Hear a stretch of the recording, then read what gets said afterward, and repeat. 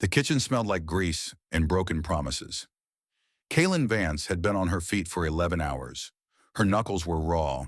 Her back had stopped aching an hour ago, which was worse because it meant the nerves had given up sending signals. She scraped the grill with a steel brush and counted her tips in her head. $14. Maybe 15 if the couple in booth 4 had left anything beyond their attitude. Outside, rain hammered the Ashford docks. Neon signs bled red and yellow into the puddles. This part of the city didn't sleep. It just rotted quietly under the lights. She almost missed it. A sound. Not loud, just wrong. She looked through the grease-smeared window above the sink and saw them. 3 boys near the alley entrance. No, not boys. Boys don't move like that. These were 17, 18. On night wearing jackets that cost more than her rent. The one in front had a lead pipe. He was swinging it loosely, the way you swing something when you've never been told no. The kid pressed against the dumpster was 12. Maybe younger, small. His school bag had slipped off one shoulder. He wasn't crying. He was too scared to cry. Kaelen didn't think. That was the thing nobody understood about her. She didn't weigh options. She didn't calculate. Something in her body made the decision before her mind caught up, and by the time her brain said wait, she was already through the back door and standing in the rain. Hey! Her voice was flat. Not brave, just flat. The one with the pipe turned. He had the kind of face that had never been inconvenienced. Sharp jaw, clean skin, a smirk built from years of nobody telling him to stop. Caspian Thorn. She didn't know his name yet. She just knew the type. Walk away, he said, almost bored. Kaelen stepped in front of the kid. The dumpster was behind them. She could feel the boys breathing. Fast, shallow, like a trapped animal. He owes us, Caspian said. He's 12. Stay out of it, waitress. She didn't move. That was when he stopped smiling. There's a specific moment in a confrontation when the person with the weapon realizes the person without one isn't going to run. It confuses them. It makes them angry in a way that bypasses logic. Caspian raised the pipe, not as a warning this time, and swung it hard. Kaelen turned her shoulder into it. The impact was wrong. She'd angled herself to protect her head but misjudged the arc. The pipe caught her temple instead. The sound it made was like a bat hitting wet wood. She hit the ground. The rain was cold. That was the first thing she noticed, how cold the pavement was against her cheek. The second thing was the boy, still there, still standing. He hadn't run. One of Caspian's friends laughed. She could hear phones being lifted, the soft click of cameras. She heard Caspian say, "That's what happens." Her vision was half gone. The left side of her head was ringing with a frequency she could feel in her back teeth, but she didn't lose consciousness. She stayed exactly where she was, on the wet ground, eyes open, watching the rain fall straight down. And somewhere above her, the boy whispered, "Please don't die." She didn't answer, but she wasn't dying. She was counting. She got up. That was the part nobody expected. Not Caspian, not his 2 friends, still filming, still laughing. Not even the boy pressed against the dumpster who had closed his eyes because he couldn't watch anymore. She just got up, slow, not dramatic, the way you get up when your body's working through a problem instead of a panic. She pressed one hand flat against the wet pavement, pushed up to one knee, then stood. Rain ran down her face and mixed with the blood above her left eye. She didn't wipe it. She looked at Caspian, not with rage, not with fear, with something worse, patience. "Do you know who I am?" Caspian said. His voice had changed, just slightly. The boredom was gone. Kaelen tilted her head almost gently. "I know you're going to be late for a funeral." Silence. It wasn't a threat. It wasn't even particularly loud. But the way she said it, like she was reading something off a page she'd already memorized, made Caspian's jaw tighten. His friend with the camera lowered it an inch. "You're insane," Caspian said. She didn't answer. That was the thing that broke them. Not a fight, not a weapon. Just a woman standing in the rain with blood on her face, looking at them like they were already finished. Like she had seen the end of this and they hadn't. Caspian grabbed his pipe off the ground and pointed it at her once. A gesture, not a commitment. You're done in this city, he said. Then they left. She listened to their footsteps fade. Then she turned to the boy. He was shaking, not crying, shaking, which was somehow quieter and worse. His school bag was soaked through. He had dark eyes, watchful and too old for his face. When he looked at the blood running down her temple, and then looked away, like he was the one who should be ashamed. Are you okay? He asked. She almost laughed. Go home. I can't, he said. My driver isn't picking up. She looked at him properly for the first time. The jacket, the shoes, the watch on his wrist that cost more than the entire restaurant behind her. Rich kid, separated from his security probably, which explained why Caspian had found him alone. What's your name? Leo. Leo what? He hesitated 1 second too long. Leo Vane. The name meant something in Ashford. It meant black cars and men who didn't speak, and streets that cleared before a certain family walked through. It meant the kind of money that didn't announce itself because it didn't have to. Kaelen looked at the boy, 12 years old, as soaking wet, pretending he wasn't terrified. Come inside, she said. She didn't ask if he wanted to. She turned and walked back through the kitchen door, and he followed her the way lost things follow the first warm light they find. She sat him down at the prep table, got him a towel, put a glass of water in front of him without asking if he was thirsty. Then she pressed a clean cloth against her temple and went back to the grill. Leo watched her for a long time without speaking. Why did you do that? He finally asked. She didn't look up. Do what? Stand in front of me. She scraped the grill. It was the closest thing I could do. He didn't understand that. She didn't explain it. She just worked, and the kitchen was quiet, and outside the rain kept falling on the docks. Leo pulled out his phone and made a call. So she didn't listen to what he said. But 20 minutes later, a black car pulled up outside, and a man got out who walked like gravity bent around him instead of pulling him down. Kaelen looked up from the grill. She didn't know it yet, but everything was about to change. The kitchen had already closed by the time the manager noticed. He found her pressing a rag against her head near the mop sink. He looked at the blood, then at the back door, then at her. She could see him doing the math. The liability, the paperwork, the inconvenience. You okay? He asked. I'm fine. You should have called someone. I did my job. He nodded slowly, the way people nod when they have already made a decision and are just waiting for the conversation to end. Go home, Kaelen. She went home. Home was a basement apartment 4 blocks from the docks, the kind of place where the walls sweated in summer and cracked in winter. A single window at pavement level, so all she ever saw of the outside world were feet walking past and the occasional cigarette butt.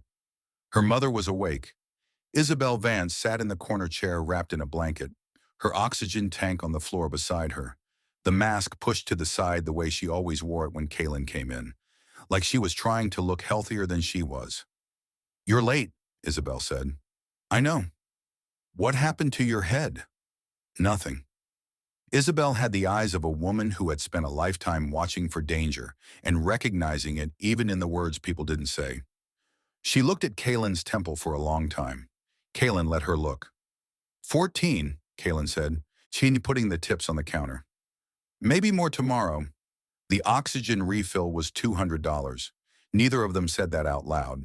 They didn't have to. Kaelen washed her hands, heated soup that wasn't really soup, broth mostly with some wilted vegetables she'd saved from the restaurant, and sat across from her mother. They ate in the kind of quiet that wasn't empty. It was full of things they were protecting each other from. The machine made a sound today, Isabel said. Kaelen looked at the oxygen tank. What kind of sound? Like something loose, inside. Kaelen set her spoon down, picked it up again. I'll call the rental company in the morning. They'll charge for a technician. I know. Isabel reached across the small table and touched Kaelen's hand. Her fingers were thin. You don't have to carry this alone. Kaelen looked at her, at the gray in her hair, the lines around her mouth, the way her chest moved too carefully when she breathed, like she was rationing air. Who else is going to, she said, not bitter, just honest. She washed the bowls, dried them, put them away. She counted the money again, as if the number might change. It didn't. She looked at the bills on the wall. The ones she'd taped up in order of urgency so she'd never forget what was coming. The oxygen, the rent, the medication. She turned off the lights at 10. She lay on her mattress, staring at the ceiling, and thought about the boy's face.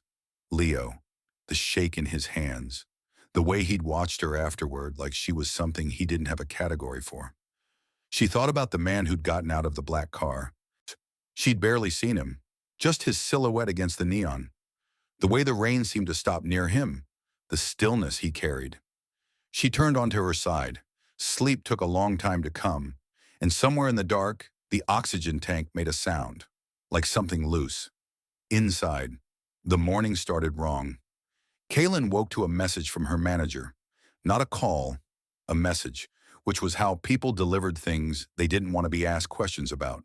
Don't come in today, or any day. We're making some changes. She sat on the edge of her mattress and read it twice.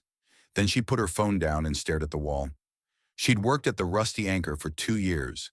She'd covered shifts nobody wanted, closed alone, cleaned things she shouldn't have had to clean, smiled at people who didn't look at her. 2 years. She called the manager. It went to voicemail. She got dressed, walked to the restaurant, and knocked on the back door. The assistant manager opened it. He was young, uncomfortable, and couldn't look at her directly, which told her everything. There was a call, he said. From who? I don't know the details. Yes, you do. He closed the door. She stood in the alley for a moment. The morning was cold and flat, the kind of gray that sat on your shoulders. Then she straightened up and walked to the next place on her mental list. The diner on Harbor Street, where she'd heard they were hiring. The owner recognized her when she walked in, or recognized her face, the bruised temple, the name, whatever had circulated overnight. We're not looking right now, he said before she'd even spoken. Or she went to the grocery warehouse on Callum Road. The recruiter looked at his screen for a long time after typing her name. There's a system flag, he said carefully. I can't override it. She stood very still. What does the flag say? I'm not able to share that. She went to 4 more places. Same story, different faces. By noon, she understood. This wasn't bad luck. This was architecture. Someone had built a wall around her name overnight, door by door, employer by employer. It was clean work, the kind of work that left no fingerprints. Caspian thorn. She sat on a bench near the waterfront and looked at the gray harbor. Fishing boats, rusted cranes, a city that worked with its hands, but never shared the money. She thought about the $14, the oxygen tank making sounds. Her phone rang. Unknown number. Because she almost didn't answer. Miss Vance. A woman's voice. Professional, dry as paper. My employer would like to speak with you this evening. A car will come at 7. Who's your employer? A pause that wasn't confusion. It was the pause of someone deciding how much to give away. Mr. Vane sends his regards. The line went dead. Kaelen sat with the phone in her hand for a long time. The harbor moved. Gulls cut circles in the gray sky. Leo's father. She thought about saying no, but then she thought about the oxygen tank, about the wall of bills, about the recruiter who wouldn't meet her eyes. At 7, she was standing outside her apartment building, and a black Rolls-Royce Cullinan turned the corner without making a sound. She got in. The hospital was its own kind of cruelty. Kaelen knew this before the night with her mother. She'd been to this hospital twice before, once for a cut that needed stitches, once when Isabel had a bad episode in the spring. Both times she had sat in plastic chairs and been looked through like glass. The night Isabel collapsed was a Tuesday. Kaelen was home when it happened. Home being the basement apartment, Kaelen being the girl who never really slept. She heard the sound before she understood it, a slow, dragging weight against the floor. She was up and moving before her eyes were fully open. Isabel was on the ground beside her chair. She was conscious. That was the first thing Kaelen checked. She pressed her hand to her mother's face and felt the skin, cold and too damp. I'm okay, Isabel said, which meant she wasn't. The ambulance took 11 minutes. Kaelen counted. At the Ashford Private Medical Center, they were put in a side room and a nurse came and took Isabel's vitals and left without explaining anything. Kaelen waited. She'd learned how to wait in a way that didn't spend energy. Still body, eyes open, mind quiet.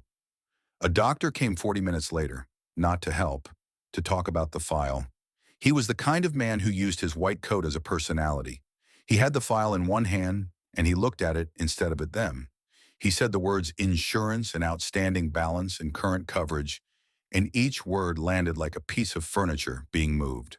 We can stabilize her for observation, he said, but without resolution of the outstanding account. How much? Kaelen said. He told her. The number wasn't impossible the way dreams are impossible. It was impossible the way a wall is impossible. Solid, real, right in front of you. I can pay some of it now, Kaelen said. She didn't say how little some was. That's not how the policy works. She can't breathe properly. I understand that. He said, I understand that the way people say it when they don't want to be blamed for what comes next. He closed the file. Kaelen looked at him for a long moment, at his clean hands, his dry eyes. She didn't scream. She didn't beg. She looked at him until he was the one who looked away. And then she turned and sat in the plastic chair next to her mother's bed and held Isabel's hand while the oxygen machine read numbers that were too low. The night passed in pieces. Around 2 in the morning, a nurse came in quietly, younger, and tired-looking, and adjusted something on the machine and checked Isabel's levels. She looked at Kaelen without the filter the doctor had used. She's stable for now, the nurse said. Thank you, Kaelen said. The nurse left. Kaelen sat in the dark and looked at her mother sleeping and thought about all the walls. The job wall, the money wall, this wall. All of them built by people who made the rules, and none of them by the people who had to live inside them. Dawn came gray and slow, and somewhere in the hospital car park, a black Rolls-Royce pulled in, and a man stepped out in a suit that cost more than the hospital's monthly utility bill. Nobody told Kaelen. Not yet.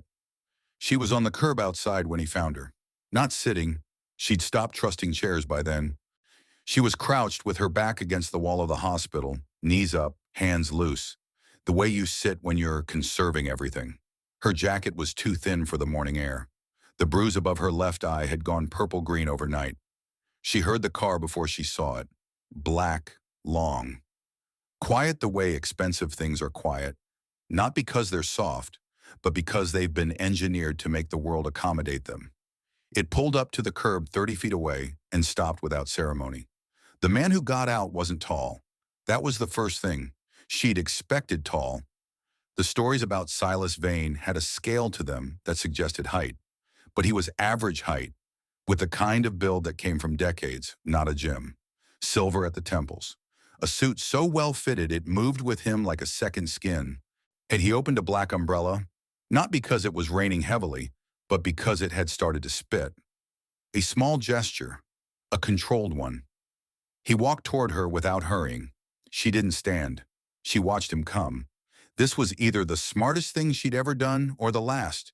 And either way, standing up wouldn't change it. He stopped 2 feet away and looked down at her. Not with the look the doctor had used. That look that moved over her like she was a problem to be categorized. This look was different. Still, almost scientific, but without the cold. Like he was reading something he hadn't expected to find. His eyes moved to her temple. My son says you are a wall, he said. His voice was low, not loud, but it had weight behind it the way certain sounds have weight. A cello note, a door closing in an empty house. Forna, you didn't just hear it. You felt it shift something. She looked up at him.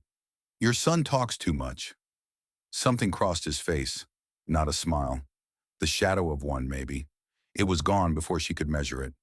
You lost your job, he said. I lost 4 jobs. Yesterday. Yes. He said it without apology or surprise, like he'd read the report already.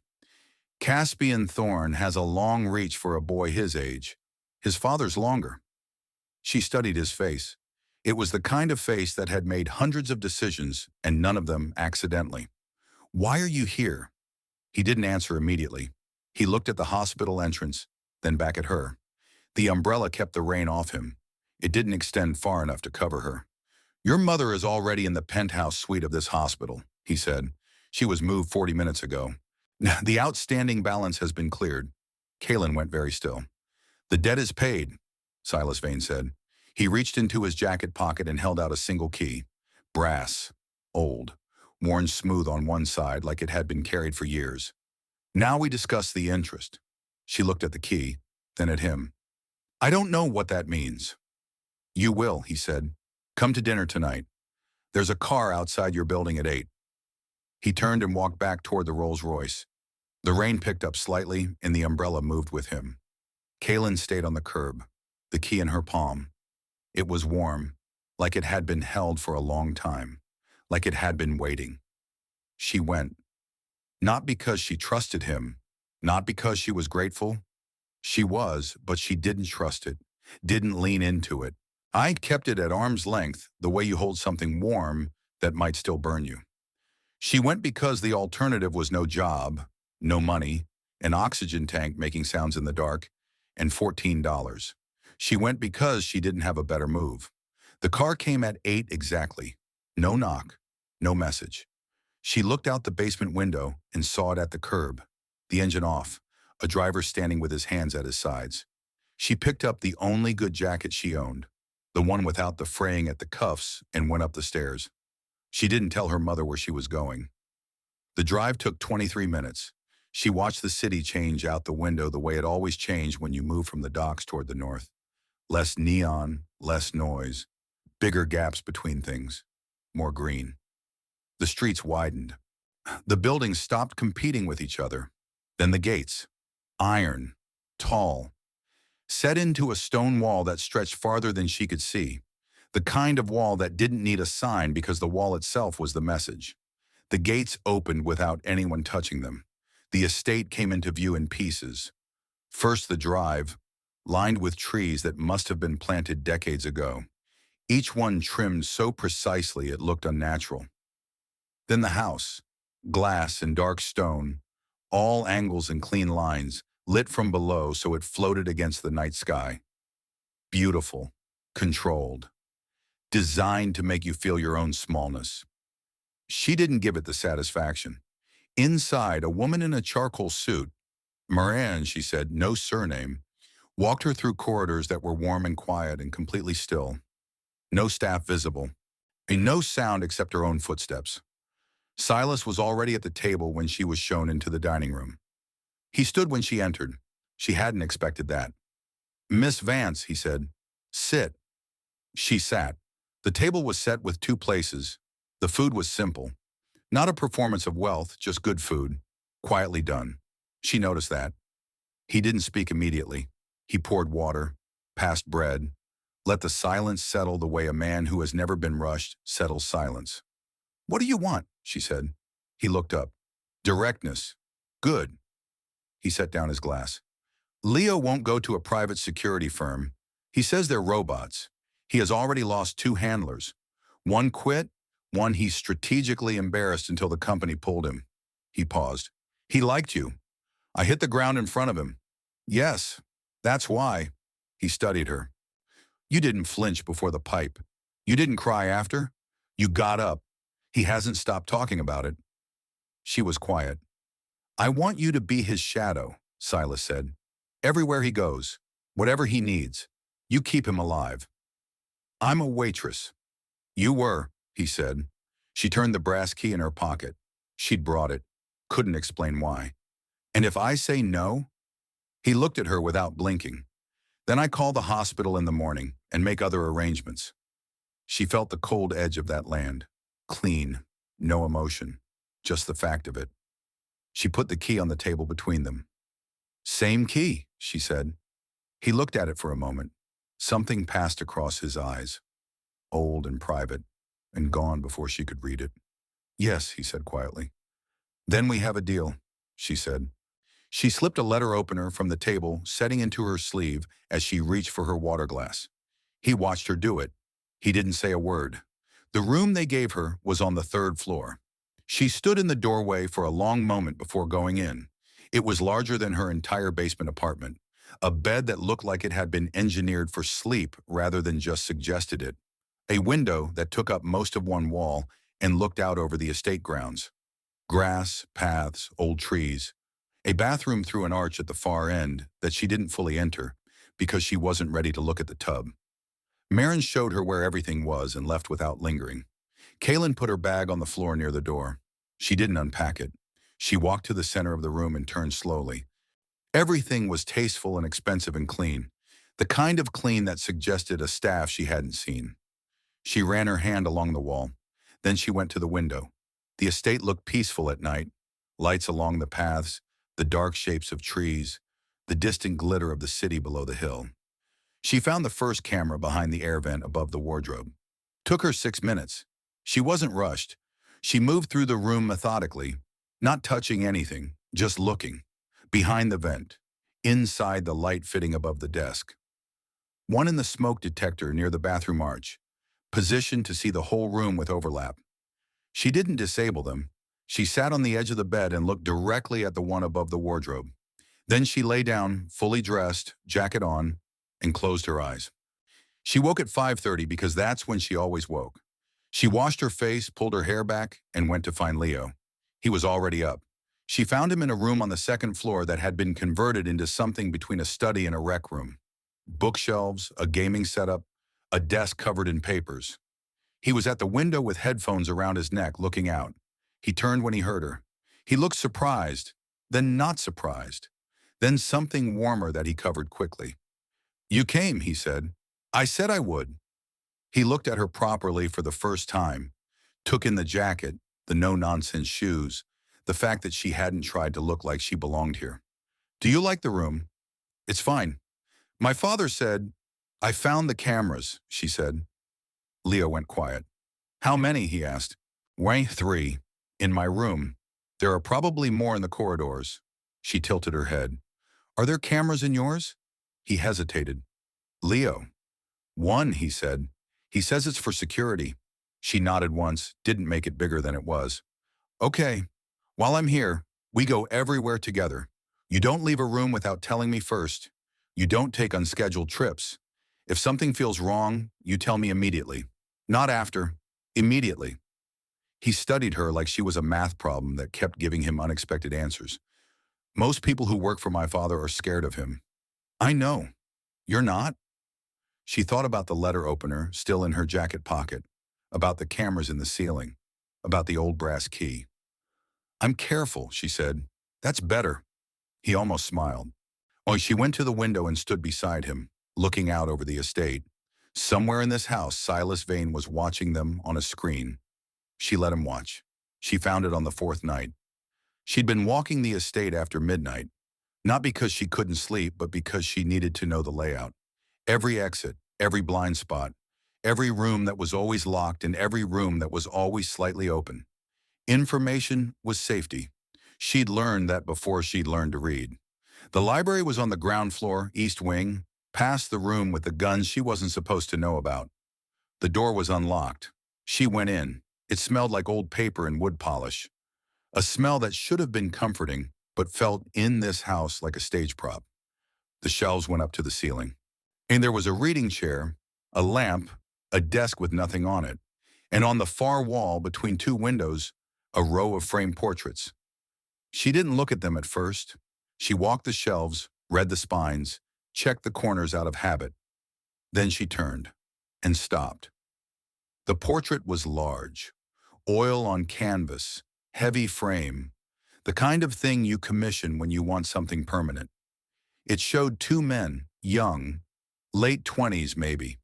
They were standing at what looked like a harbor. Not this harbor, somewhere warmer. The brushwork was formal, but the composition was loose, like whoever painted it caught something real. The man on the left was Silas Vane, young Silas, thinner. Before the silver at the temples, before the weight of 20 years of choices pressed themselves into his face, but it was him.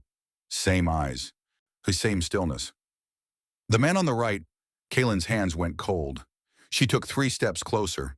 The lamp was across the room. She moved it without thinking, carried it back to the portrait, lifted it. Same jaw, same line of the nose. The hands were different, broader, more work-worn, but the shape of the face, the particular way the left eye sat slightly higher than the right, it was her father. Younger than she'd ever seen him in the photographs her mother kept in a shoebox under the bed. But it was him. 30 years ago, maybe, standing on a harbor wall next to Silas Vane, both of them looking at something off to the left of the frame, not at the painter, at something they were both watching. She set the lamp down slowly. Her hands were steady. She'd trained them to be. She looked at the portrait for a long time. And her father and Silas Vane, known each other, close enough to be painted together, close enough for Silas to still have it on his wall 20 years after her father's death. The question wasn't why Silas had brought her here. The question was how long he'd known who she was. She turned off the lamp and put it back in its place. She walked back to her room, lay down on the bed, and stared at the ceiling in the dark. Her father's death had been called an accident, a shipping warehouse, structural failure. They'd told her mother there was nothing left to bury. She thought about the way Silas had looked at the brass key, old, private, gone before she could read it. She turned onto her side. The cameras were still watching. She closed her eyes and let them. He called her to his office the next morning. Not a message through Marin, not a note left at her door. He came himself. She heard his footsteps in the corridor outside her room, a particular cadence she'd already learned to recognize, and then a single knock. "Breakfast," he said through the door. "Then we talk." Breakfast was in a room she hadn't been in yet. Smaller than the dining room, one window facing the garden, a round table with two settings. Leo wasn't there. She noticed that. They ate in the kind of silence that belonged to him. She didn't fill it. She ate, watched the garden through the window, and waited. He set down his cup. "You went into the library," he said. She looked at him. The door was open. "I know." He didn't say it with accusation. He said it the way you say a fact you've already filed. "The portrait." She held his gaze. "Ought you knew who I was, before Leo called you." A pause, not long. "Yes." She let that land. Let it settle. "How long?" "Since the moment he described the woman who stood between him and the pipe." He looked at his cup. "There are not many women in Ashford who would do that. Even fewer who share a particular face I have known for 30 years. She kept her voice level. "You brought me here." "I gave circumstances the opportunity to bring you here," he said. "There is a difference." "Is there?" He looked up at her then. Full, direct, the kind of look that had probably made many people look away. She didn't. "Leo is a target," he said. "Not because of what he is, because of what he will inherit. There are people in this city who want to ensure that inheritance never lands." He paused. "He needs someone close, not hired, not contracted, someone with a reason to stay." "What reason do I have?" "Your mother's care, paid indefinitely, an account with enough to clear every debt you have, a position here that is legitimate and salaried."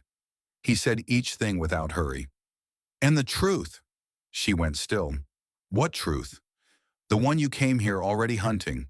The one you took a letter opener for." His eyes moved to her jacket pocket. "You can keep it, by the way. I have 40 more. She didn't move. "Tell me about my father."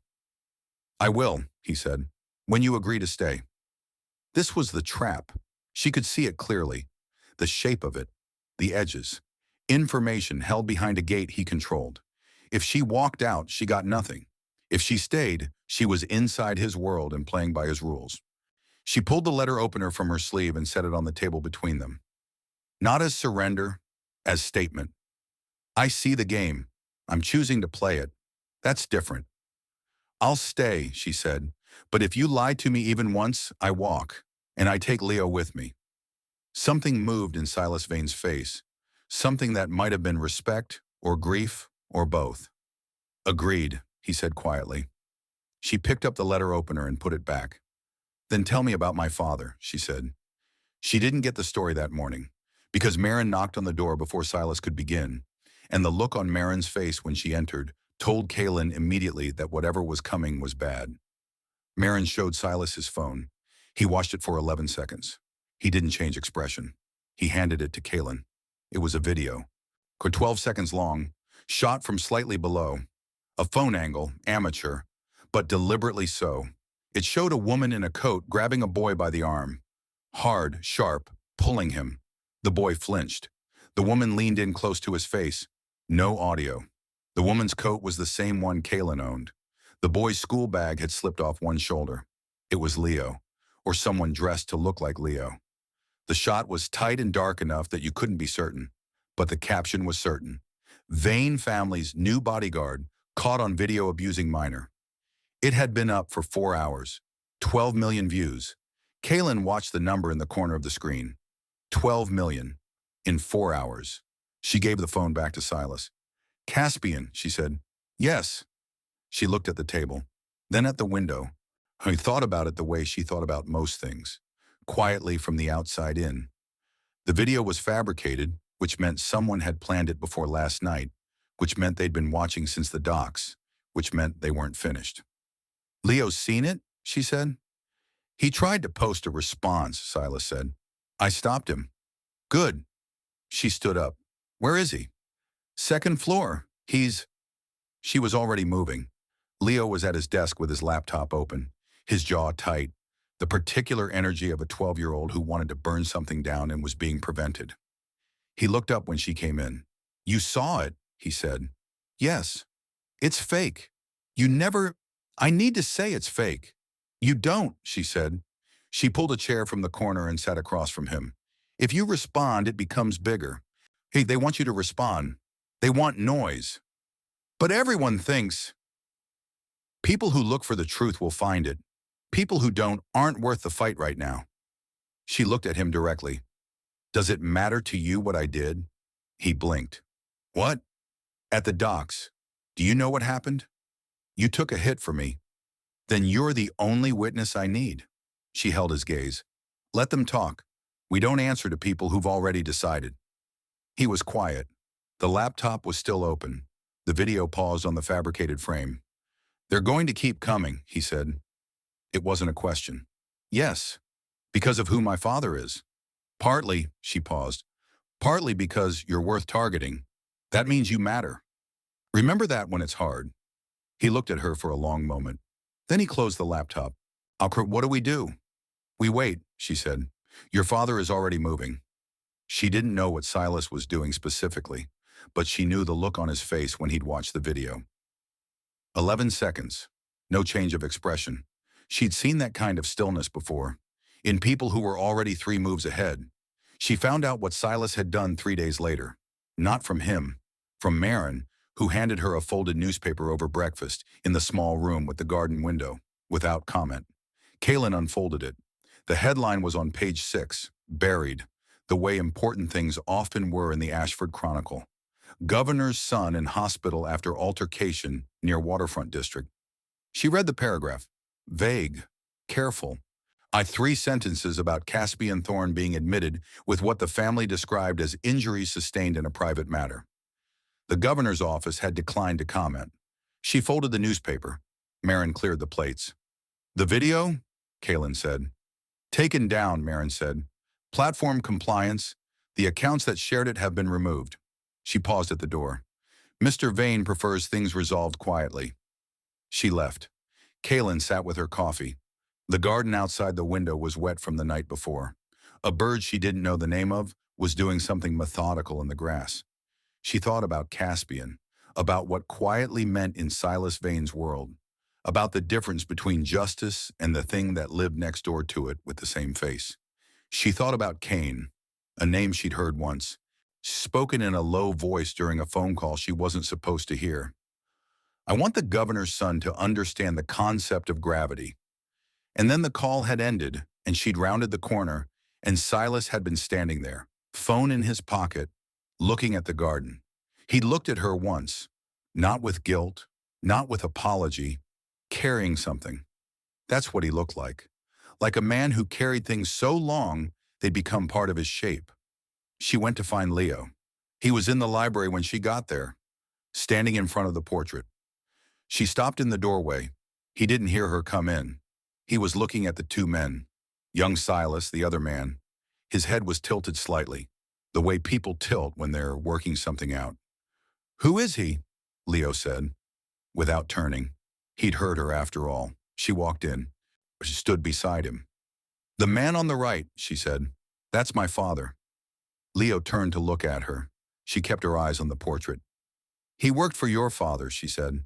A long time ago. I didn't know that. Neither did I.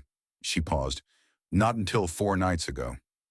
Leo looked back at the portrait, at the two men on the harbor wall, looking at something off to the left. Something they were watching together. My father doesn't talk about the past, Leo said. I know.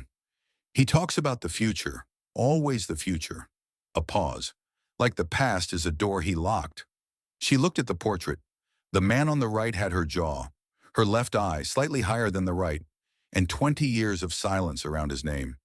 Your father locked it, she said quietly. A one, but he kept the key. She thought about the brass key. Old, worn smooth on one side, warm when Silas had handed it to her, like it had been carried close for years. She turned and walked out of the library. Behind her, Leo stood in front of the portrait for a long time. She came to him. Not with the letter opener this time, not with a carefully held face. She came the way you come when something has been sitting in your chest long enough to become a problem, and she knocked on the door of his office at 11 at night and said, "Tell me now." He was at his desk. A lamp, papers, a glass of something amber he hadn't touched. He looked at her without surprise, which meant he'd been expecting this, which meant he'd been waiting for her to be ready. "Sit," he said. She sat. When he put the papers to one side and looked at the desk for a moment. Then he began. "Your father's name was Kaelen Vance," he said. "He came to Ashford from the south when he was 22. He worked the docks first, then for a shipping company I had an interest in. He was honest in a world that wasn't, and that made him either stupid or extraordinary. I decided extraordinary." He paused. "We were friends, the real kind, the kind that doesn't require words to work." She listened. "There was a man named Orlev, a competitor. He wanted the northern docks, and I had them, and he decided the cleanest way to change that was to remove me." Silas stopped. His hands were flat on the desk. "Your father found out about the plan. He came to warn me. He drove 4 hours in the middle of the night because he didn't trust a phone call." Another pause. "Orlev's men were already there." She knew what was coming. She'd known since the portrait, but knowing didn't make it smaller. "Your father stepped between me and a gun," Silas said. "It wasn't a plan. It wasn't a calculation. It was just him. The way you stepped between Leo and the pipe, the same thing. I didn't know it was genetic." She said nothing. "He died," Silas said, and the word was flat and heavy as stone. "The men were dealt with. Orlev was dealt with. And I told myself I would find his family. I told myself I would look after them." He looked up at her. "I was 29 years old and I was afraid of what it meant to walk toward the thing I'd cause. So I didn't." The room was very quiet. "Okay, 20 years, and she said, "Yes." "You knew we were in Ashford." "Yes." "You knew about my mother." A pause longer. "Yes." She sat with that. "I've spent 20 years building something," Silas said. "An empire, they call it. I called it a debt. Something large enough to carry the weight of what I owed." He looked at her directly. "And then Leo called me from a restaurant kitchen and described a girl who took a pipe to the temple without flinching. And I drove to that hospital and I knew before I even saw your face." She looked at her hands. "He hasn't told you the worst of it," she said quietly, testing him. He didn't hesitate. "No, he hasn't." "Then tell me." He was quiet for a long moment. "Your father's death wasn't just Orlev's men," he said. "I gave them the location. I didn't know why they wanted it. I told myself I didn't know." His voice didn't waver. "I knew." The silence was different now. "You are the only person I've ever told that to," he said. "And you are the only person who has the right to decide what happens next." She looked at him across the desk. He didn't look away. The invitation had come a week before. Ashford Children's Aid Foundation Annual Gala. Kaelen had read it and put it down and not thought about it until Marin appeared with a dress in a white garment bag and said simply, "Saturday." The dress was midnight silk. She stood in the bathroom mirror and looked at herself for a long time. She didn't recognize the woman looking back. Not because of the dress, but because of the eyes. Something had changed behind them since the night in the office. Something had been named and couldn't be unnamed. Leo knocked on her door at 6. He was in a dark suit that made him look older. He looked at her and then looked at his shoes. "You look different," he said. "Different bad? Different like..." He searched for the word. Like you're pretending to be something, but the real thing is actually scarier. She almost smiled. The car took them to the Ashford Grand. The entrance had been the kind designed to tell you exactly what you were worth. Valet, red carpet, cameras at the doorway. Silas walked in front, Kaelen and Leo behind, close. The governor was there. She saw him across the room. A broad man, silver-haired, expensive suit. The practiced ease of someone who'd been performing comfort for 30 years. He looked at Silas once, a calculation in his eyes, and then looked away. Caspian was there too. He hadn't seen her yet. He was at the bar, a glass in his hand, looking healthier than she would have liked. His left arm was still stiff. She could see it in the way he moved. Careful.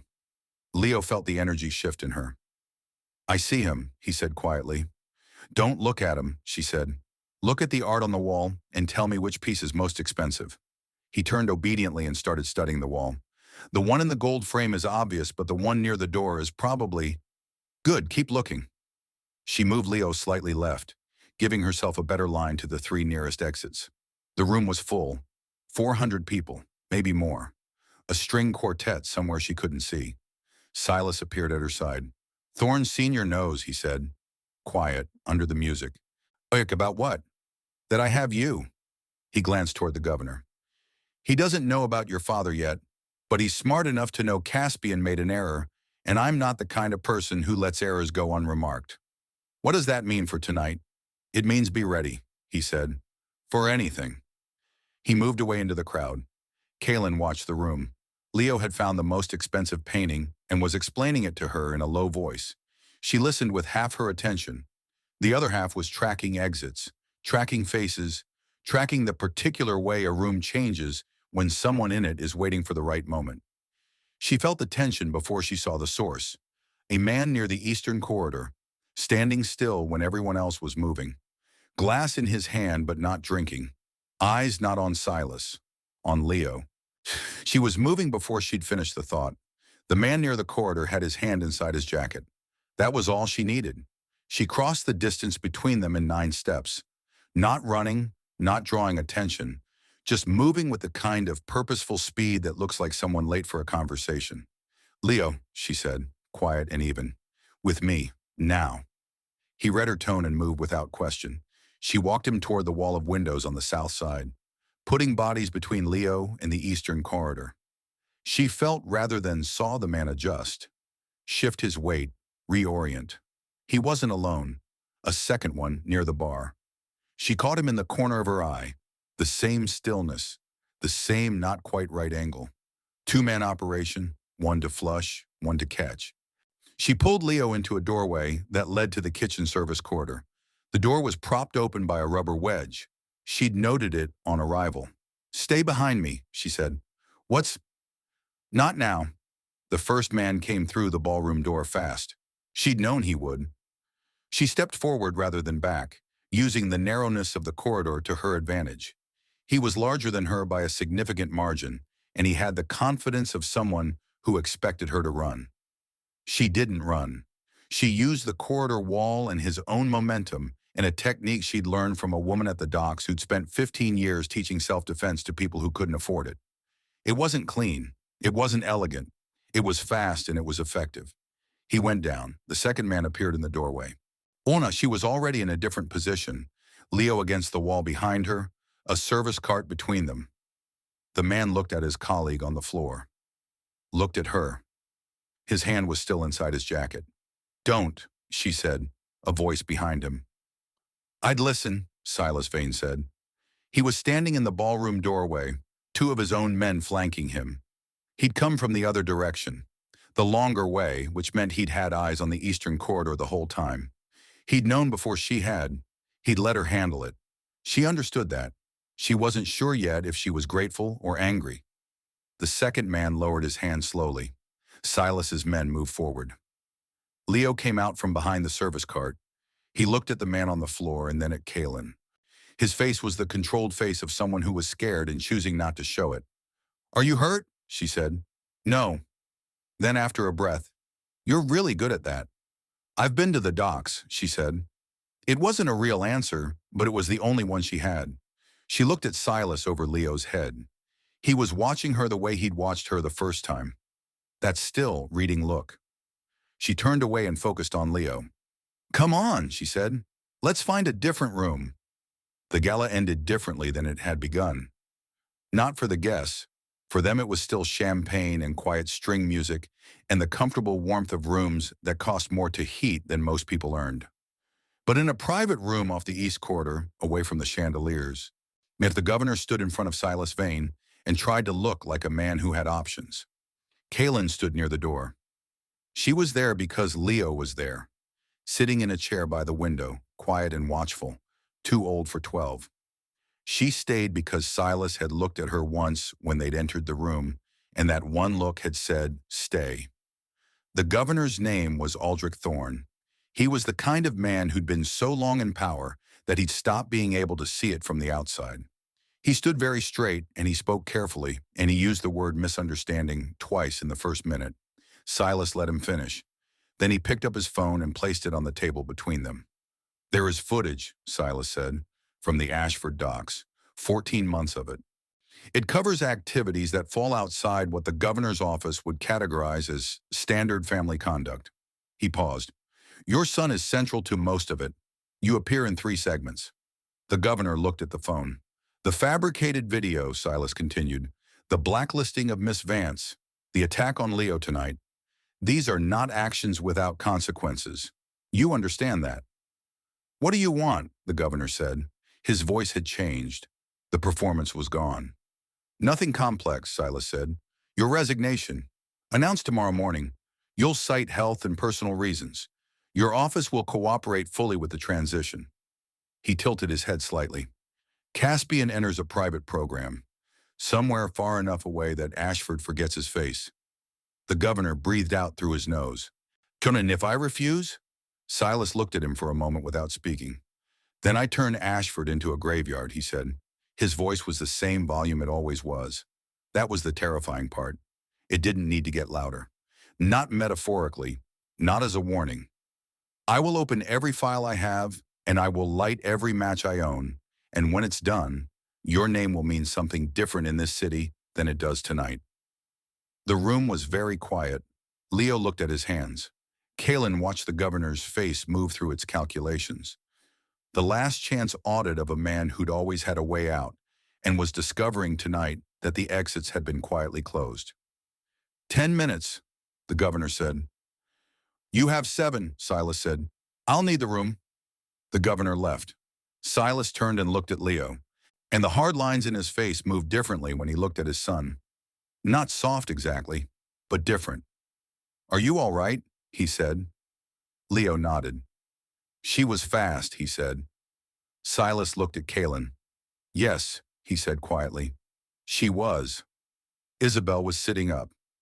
Kaelen walked into the penthouse suite of the hospital and found her mother in the chair by the window, the oxygen mask resting under her chin instead of over her face, looking out at the city lights.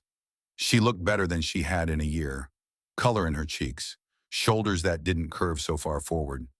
She looked at Kaelen when she walked in, and her face did something complicated. "You look expensive," Isabel said. Kaelen looked down at the midnight dress. She hadn't changed. "Are you feeling better?" "Sit down." Kaelen sat on the edge of the bed. Isabel studied her the way she'd always studied her, from the outside in, looking for the thing underneath the surface. "How long have you been there?" "At the estate? Almost 2 weeks." "And Silas Vane? You've spoken to him?" "Yes." Her mother's face went through something that Kaelen couldn't fully read. Not in sequence, not in order. Fear and something older than fear. "What has he told you?" Isabel said. Kaelen watched her carefully. "He told me about my father. What he did. What he didn't do." Isabel was quiet for a long time. The city outside the window was bright and very far below. "Did he tell you about the letter?" she said. Kaelen went still. "What letter?" Isabel looked at her hands. "Your father wrote a letter before he drove to Ashford that night. He knew he was walking into something bad. And he knew, not the details, but the shape of it." She paused. "He gave it to me before he left. He said if he didn't come back, I should read it and decide what to do with it. What did it say? It said that Silas was a man worth protecting. Isabel's voice was very controlled. And that he was also a man who would do terrible things in the name of people he loved. He said he'd rather be the buffer between Silas and his own worst choices than let those choices happen to strangers. She stopped. Run, Kaelen, she said. Not loudly. The way you say something when you mean every syllable. Mum, Silas did not just cause your father's death. He chose it. That's different. A man who makes that choice once will make it again. The question is always who is standing closest. Isabel looked at her. You are standing closest. Kaelen sat with that. He told me, she said quietly. He told me himself. He didn't hide it. That's worse, Isabel said. It means he's decided what you are to him, and he's decided you're worth the risk of honesty. She reached out and touched Kaelen's hand, which means you're inside the circle, and people inside Silas Vane's circle don't tend to leave it. The city hummed below them. Kaelen thought about Leo, about the boy in the alley who'd stayed when he could have run, about the portrait, the brass key, the vault she hadn't seen yet. There's more he hasn't told me, Kaelen said. He admitted it. Isabel looked at her for a long time. There always is, she said. He took her down 2 floors below the estate. There was no ceremony about it. He knocked on her door the morning after she'd visited her mother, and he said, "Come," and led her through the house and down a staircase that she'd known was there, but hadn't found the access point for. The door at the bottom was steel, painted to look like wood at the top of the stairs. Seamless unless you knew what seamless looked like. The vault was large. Not dramatic the way vaults in films were. No spinning wheels, no laser grids. Just a room below the house that was climate-controlled, lit by white tubes and filled. Filing cabinets, shelved boxes labeled by year. A long table in the center with a leather chair at each end. Stacks of folders, some of them thick enough to serve as doorstops. Against the far wall, a row of safety deposit drawers, 12 of them. He stood in the center of the room. "This is my empire," he said. "All of it. The real version, not the buildings and the accounts. The record of how they were built." He looked around the room with something that wasn't quite pride and wasn't quite shame. "Every decision, every contract, every name that I added to the city, and every name that I removed from it." She stood near the door. "Your father is in here," he said. "A file from 30 years ago that has everything. His name, our partnership, what happened, what I did afterward." He walked to the table and put his hand flat on a folder at the center. "It's yours, not a copy, the original." She didn't move toward it. "Why?" she said. "Because it belongs to you. You could have mailed it. You didn't need to bring me here for that." He looked at her directly. "No. And this isn't just about the file." He moved his hand across the table, gesture taking in the whole room. "This is an accounting. 20 years of choices built on a foundation that I took from your family. I've known for 20 years that the only way this ends properly is if the person it was stolen from decides what to do with it. I'm not my father." "No, you're better at it than he was." He said it simply, without flattery. "You see things more clearly. You don't carry loyalty the way he did, like a liability. You carry it like a weapon." She looked at the folder. "Take it," he said. "Take whatever you want from this room." And then he reached into his jacket pocket and placed something on the table next to the folder. A gun, old, clean, loaded. She could tell by the weight of the sound it made on the table. "What, if you want to kill me," he said, "do it now. You have the right. You have more right than anyone alive." He looked at her steadily. "If not, then take the throne." She looked at the gun. She looked at the folder. She looked at him. "What does the throne mean?" she said. "It means you stop being someone I brought in from the rain. It means you stand where your father should have stood, and you build what he would have built, and everything in this room becomes a tool instead of a secret." He paused. "It means Leo has someone at his back who understands what this world is and chooses to be better than it." The room was very still. She crossed to the table. She picked up the folder, put it under her arm. She looked at the gun. She left it on the table. Leo walked in and the whole thing changed. She didn't know he'd followed them. He'd been quiet about it. which for Leo meant something was wrong, which meant he'd heard more than a 12-year-old should have heard in the last 24 hours and had decided to be present for the end of it. He stopped in the doorway of the vault. He looked at the gun on the table, then at Kaelen, then at his father. "I heard you," he said.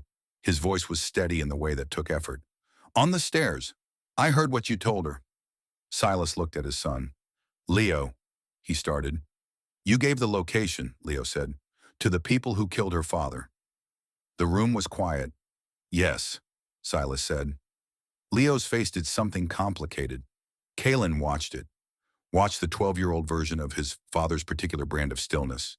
When the thing he'd inherited and was now using for the first time against the man he'd inherited it from.